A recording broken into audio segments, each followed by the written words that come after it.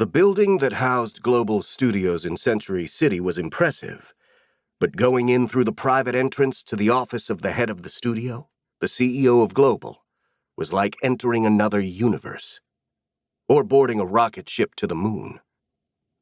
A security guard stood at the discreetly set-apart elevator to escort VIPs and use his badge on the inside security panel to give them access to Andy Westfield's office on the 44th floor. No one could reach the CEO's private quarters on the top floor without an invitation.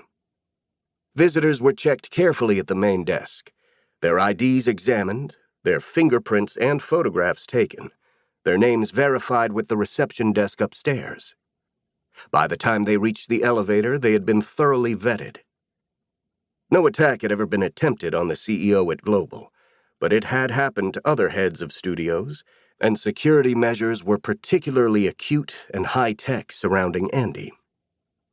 The private elevator shot up at high speed without a stop. Visitors then found themselves at another reception desk, where they were expected and warmly greeted. The reception area was beautifully decorated with leather couches and priceless contemporary art, and visitors rarely had long to wait.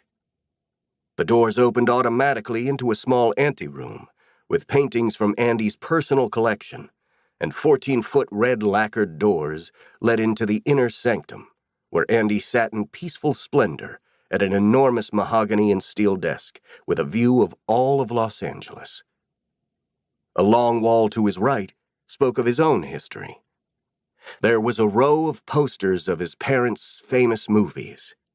He was the only son of two of Hollywood's beloved legends.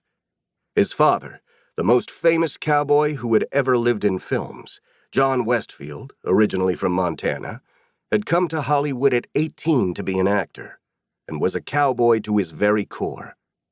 After 30 years as an actor, he fell in love with directing and became one of the great directors of iconic westerns. He had won 4 Oscars as an actor and collected 3 more as a director. He was a man of strong principles and values, which came across to the audience on film. He had set a powerful example for Andy and been an admirable husband and father. Tall, rugged, and handsome, he was the hero men respected, little boys wanted to be when they grew up, and women dreamed about. His wife, Andy's mother, Eva Lundquist, originally from Sweden, was one of the most glamorous stars in Hollywood in her day.